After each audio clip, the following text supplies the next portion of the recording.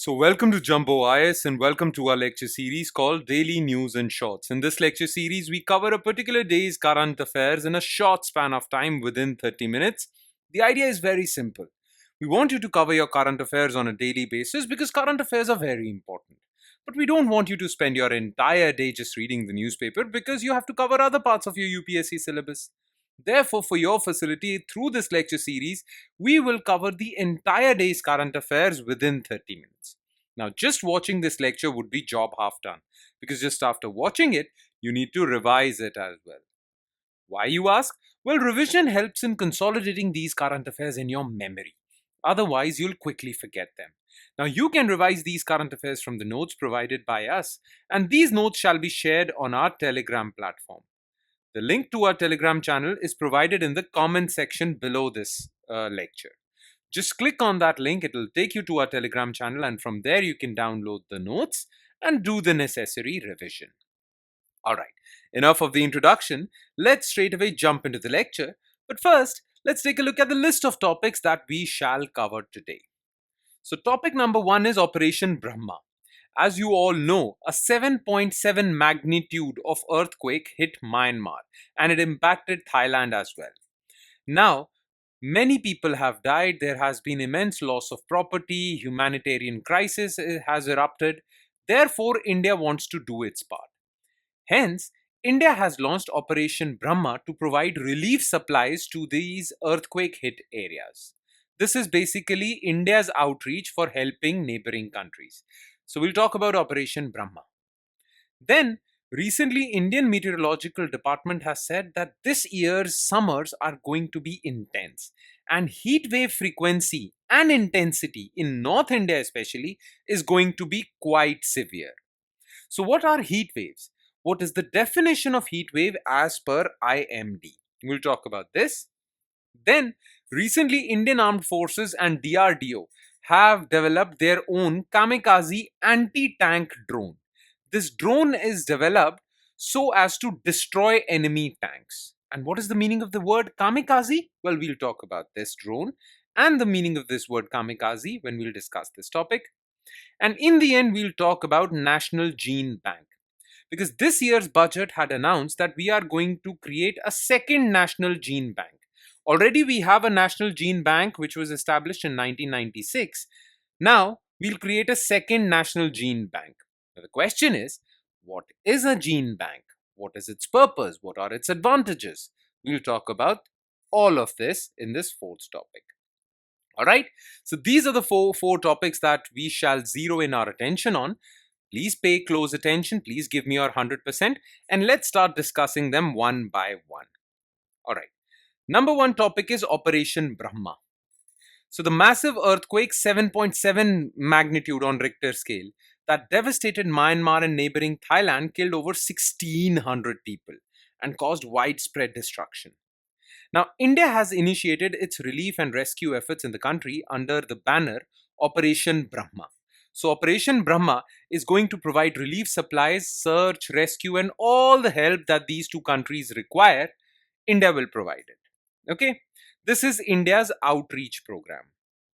Okay, you should remember the names of these outreach programs to different countries that India provides so as to quote them in your mains answers. Okay, some questions related to international relations are there in which it is asked specifically what are India's efforts to help other countries. So you can quote Operation Brahma in that. Now about Operation Brahma, there are only a few details that you need to know about it. It is India's humanitarian mission launched in response to devastating 7.7 magnitude earthquake that struck Myanmar on March 28, 2025. Now, for this operation, many agencies from India have been put to work. First agency is National Disaster Response Force, okay, which is equipped with and specially trained for providing disaster relief. So it has deployed an 80-member team. Then, Indian Navy has pitched in. Well, two naval ships, INS Satpura and INS Savitri, well, they were dispatched with relief supplies for Myanmar and Thailand. Then Indian Army has dispatched a specialized 118-member medical team to help people over there. The name of this 118-member medical team is a very prized batch or prized component of Indian Army. This medical team is called Shatrujit Brigade Medical Responders. Okay, so this is Indian Army's contribution, and Indian Air Force is providing relief supplies through its massive plane transportation carrier called C-130J aircraft. Okay, so these are the agencies. So National Disaster Response Force, Indian Army, Indian Air Force, Indian Navy. All of them are pitching in to help our neighbors. Okay, so this is India's soft power outreach. Basically, it will also enhance India's standing in the world. Okay, that India helps countries in need. All right. Now let's move on to some terrible news that is about to come. And that terrible news has been provided to us by Indian Meteorological Department. Indian Meteorological Department has forecast 10 to 12 heat wave days in northwest India, that is Punjab, Haryana, Rajasthan, okay, this summer, nearly double the usual average. Generally, this region faces 5 to 6 days of heat waves, but this time it's going to be double. Plus, Indian Meteorological Department has also said that this time heat wave frequency, that means the number of heat waves, and heat wave intensity. It can be a normal heat wave or severe heat wave. Both are set to rise. Okay? Global warming is making its impact known. Every year, we see that the number and intensity of heat waves is on the rise. Now, what is important for you is to remember what is the definition of heat wave. What is heat wave? Okay? So, as per Indian Meteorological Department, this is the definition of heat wave. Heat wave is considered if maximum temperature of a station reaches at least 40 degrees Celsius or more. So, first qualification for a heat wave is that the temperature should exceed at least 40 degrees Celsius in plains and 30 degrees Celsius in hilly regions and 37 degrees Celsius in coastal regions. Okay, so this is qualification number 1. At least it should be 40 or more in plains, 30 or more in hilly regions.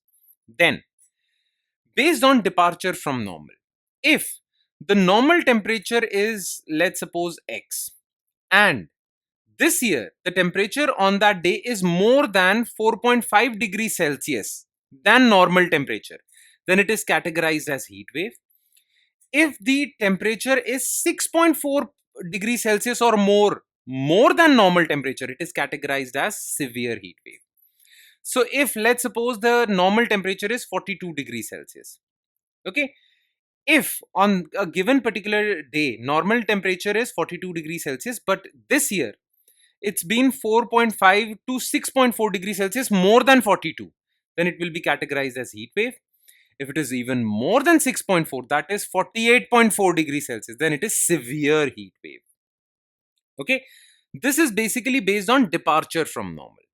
Now, based on actual temperature, so heat wave is categorized when the actual maximum temperature is more than 45 degrees Celsius, and severe heat wave is categorized if it is even more than 47 degrees Celsius, right about touching 50 degrees Celsius.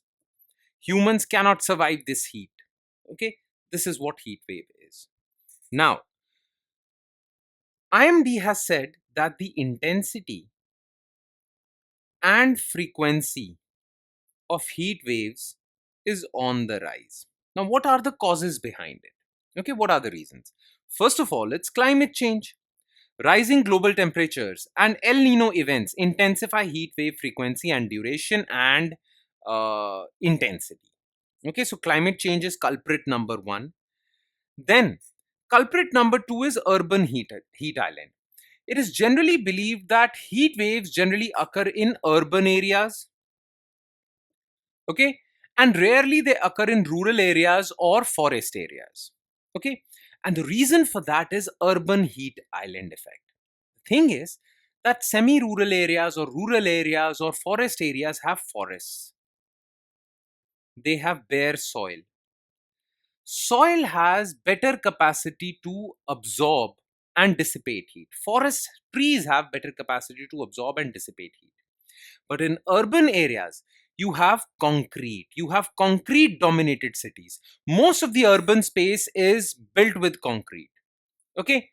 Now, generally, it is found that urban areas are 4 to 5 degrees Celsius hotter than rural areas because of this concrete. Concrete absorbs and retains more heat. Okay, buildings absorb and retain more heat. So it is because of urban heat island effect. And the third culprit is humidity. Okay, coastal areas face wet bulb threats. The thing is that what are wet bulb threats? What do you mean by wet bulb threats? Look, whenever there is high heat, how do humans survive this high heat temperature? Well, humans sweat. And when we sweat, this sweat evaporates. And when it evaporates, well, it cools down our body temperature. That's why we sweat a lot during the summers. Okay? But if your environment is highly humid, then you will sweat.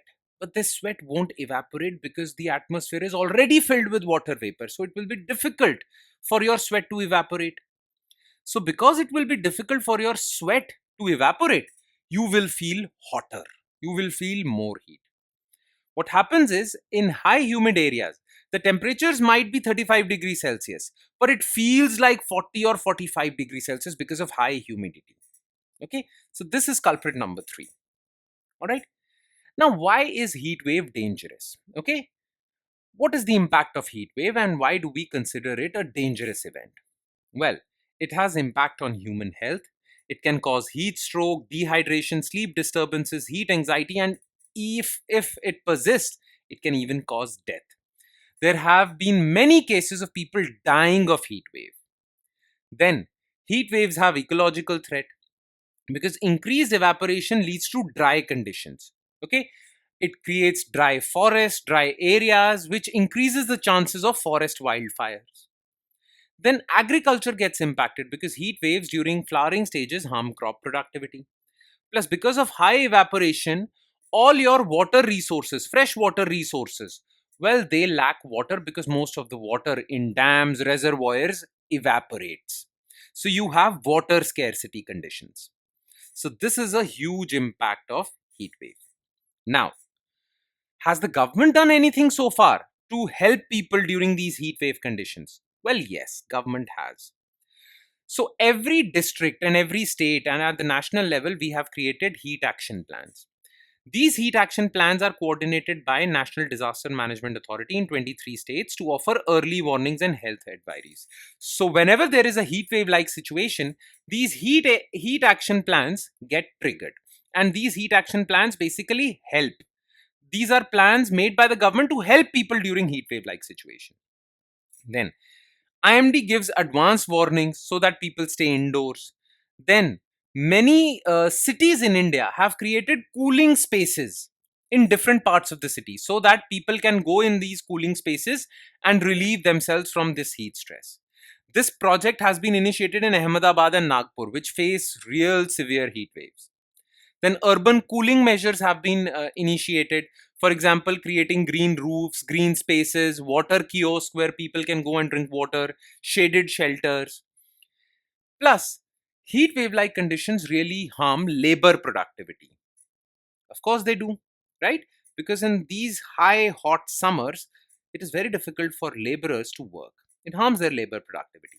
So, labor departments issue circulars to limit midday work hours. Okay, so all these things are done by the government, but still, there is more that can be done. Now, what can be done more? Okay, that comes under the category of way forward, and this way forward is mentioned in your notes. So, take a look at that. Okay, it will really come in handy for your mains answers. All right, okay. Now, let's talk about a very good development as far as India's defense preparedness is concerned, and that is development of Kamikaze anti-tank drone. Okay. Now, recently during the Russia-Ukraine war, both countries were using tanks, but both countries had a specific type of drones which attack tanks. Okay. And India has really watched this war closely and has learned its lessons. During this war, it was found that these FPV drones, anti tank drones, are really helpful during tank warfare. Okay.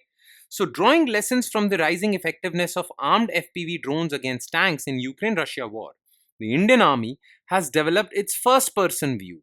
FPV stands for first person view. So, whoever is flying this drone from remote control, okay, will basically get the view of this drone. So, cameras would be mounted on this drone, and the person who is flying this drone will basically get first person view. It will be as if he is sitting on this drone. Okay, so this is known as first person view. Drone equipped with an impact based kamikaze roll anti tank munition, first of its kind project in the force. So now there are a few terms that you need to understand. You know what first person view means? Okay, now what do we mean by the term kamikaze? Okay, basically kamikaze is a Japanese word. Okay, and basically kamikaze pilots, okay, fighter jets were used in World War II by Japan. So what were these kamikaze fighter jets? Well, kamikaze fighter jets were suicide fighter jets. Okay, this was a very famous thing during World War II. So these people, these fighter jets, the pilots in these fighter jets would go to their target location and self-destruct. Okay, so they themselves would die in the process, but they would also destroy enemy establishment. Okay, so these were suicide fighter jet attacks. Similarly, these drones are also suicide drones. The only difference is that there is no person that is going to get injured. So this drone will attack by hitting the tank and will self-destruct. When this will self-destruct, it will also destroy the tank. These drones are known as kamikaze drones, suicide drones. Okay, and the bomb that they carry, well, it is suitable for destroying a tank. Clear? Plus, these drones are very cheap to make. That is why you can use it for suicide missions. Okay, they are very cheap to make. You can make hundreds of them, and you won't worry if they get destroyed in destroying enemy tanks. Okay, they are very cheap. Clear? Now, about the drone. So it is low cost. Like I said, the reason why they are kamikaze, because they are low cost. You don't need them. First person view drone equipped with impact based anti tank munition developed for kamikaze style tactical warfare. Kamikaze style, now you know. It was developed by Indian Army in collaboration with DRDO's Terminal Ballistics Research Laboratory in Chandigarh. The purpose is very simple: to enhance India's capability in modern drone warfare through indigenous, cost-effective, and precision strike systems. Okay. Now, what are some of the special features of this drone? Well, first-person view, kamikaze attack. Both these terms now you are familiar with. Plus, it has safety protocols also. Okay, sometimes what happens is, because these are kamikaze drones, they sometimes get, or they sometimes self-destruct in garage only. Okay, this is known as accidental detonation. Now this particular drone which DRDO has manufactured, well, this safety feature so that it prevents accidental detonation. Plus, another feature is its cost is low, and it is assembled at the Rising Star Drone Battle School. Okay, so these are the safety features. That would be all. That's all you need to know. And now let's move on to our last news item, which is National Gene Bank. So the central government has announced the establishment of the second National Gene Bank as part of its efforts to ensure long-term food and nutritional security. Okay, this initiative, which falls under the Investing in Innovation theme of the Union Budget, aims to conserve 10 lakh crop germplasm for the future. So what is a gene bank? Basically, all the crops in India, their genetic material shall be stored in a laboratory. That laboratory will be known as gene bank. Now, why are we storing the genetic material of all the crops in India? So that in future, if one particular crop becomes extinct, or a particular variety of wheat or rice or maize becomes extinct, well, we can revive it again, okay, using this genetic material. So we are preserving these crops for future.